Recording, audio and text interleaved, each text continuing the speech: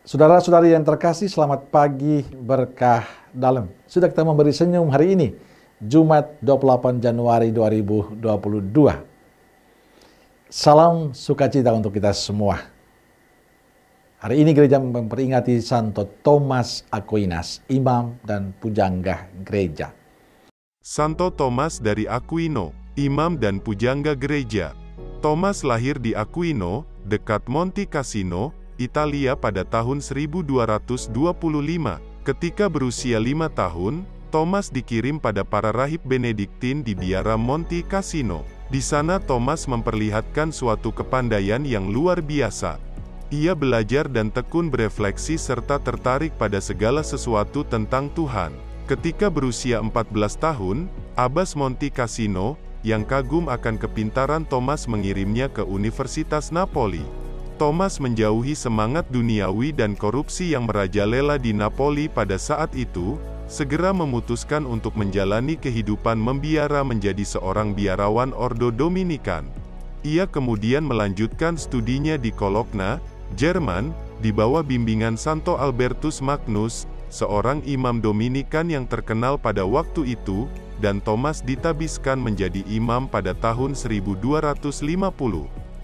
Pada tahun 1252 ia diangkat menjadi profesor Universitas Paris dan tinggal di biara Dominikan Santo Yakobus. Thomas terkenal sebagai seorang pujangga yang hebat, tulisan-tulisannya menjadi harta gereja yang tak ternilai hingga saat ini. Taraf kemurnian hatinya tidak kalah dengan ketajaman akal budinya yang mengagumkan, kerendahan hatinya tak kalah dengan kecerdasan budi dan kebijaksanaannya. Oleh karena itu, Thomas diberi gelar Doctor Angelicus, yang berarti pujangga malaikat. Pada tahun 1264, ia ditugaskan oleh Sri Paus Urbanus keempat, untuk menyusun teks liturgi misa dan ofisi pada pesta sakramen Maha Kudus. Dalam suatu penampakan, Yesus tersalib, mengatakan kepadanya, "Thomas, engkau telah menulis sangat baik tentang diriku. Balasan apakah yang kau inginkan daripadaku?" Thomas menjawab, "Tidak lain hanyalah dirimu." Thomas meninggal dunia di Fossa Nuova pada tahun 1274, dalam perjalanannya untuk menghadiri Konsili Lyon, Prancis.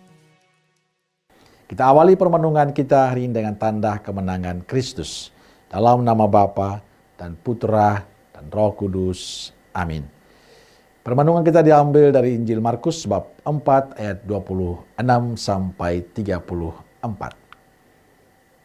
Saudaraku yang terkasih, bacaan Injil hari ini tentang kerajaan Allah.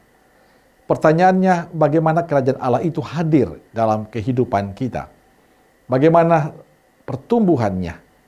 Injil memberikan contoh dengan 2 perumpamaan tentang kerajaan Allah.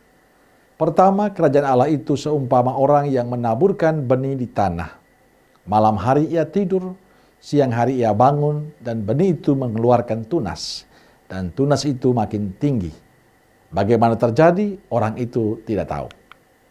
Kedua, kerajaan Allah itu seumpama biji sesawi yang ditaburkan di tanah. Memang biji itu yang paling kecil dari segala jenis benih yang ada di bumi.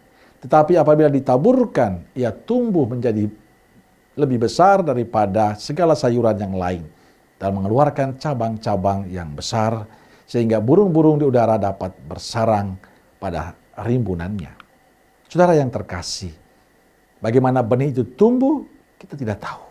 Tapi Tuhan yang menaburkan akan merawatnya dengan baik.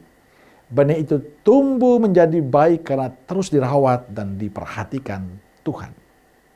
Saudara-saudariku yang terkasih, hidup beriman juga demikian. Iman kita pada Kristus akan bertumbuh dan berkembang bila kita merawatnya dengan baik. Iman tidak akan bertumbuh dan berbuah bila kita hanya mengatakan saya beriman pada Kristus, tapi saya malas berdoa. Saya malas membangun relasi yang intim dengan Tuhan.